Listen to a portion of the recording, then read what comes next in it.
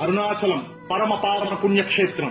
ఇది మోక్షక్షేత్రం, అంటే మోక్షాన్ని ఇచ్చే చోటు అని అర్థం. అరుణాచల శివ అని తలుచుకుంటే జన్మ జన్మలు చేసిన పాపాలన్నీ దగ్ధమవుతాయి.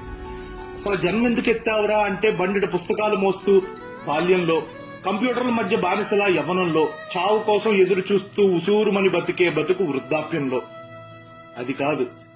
అసలు ఈ జీవన పోరాటంలో ఒక్కసారైనా అరుణాచలం దర్శించుకోకపోతే నీది మనిషి పుట్టుక కాదు అని అర్థం.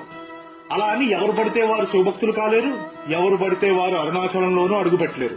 అరుణాచలంలో అడుగు పెట్టావంటే శివుడు అనుగ్రహించినట్టే. గిరిప్రదక్షిణ చేసిన తర్వాత నువ్వు మళ్లీ పుట్టినట్టే.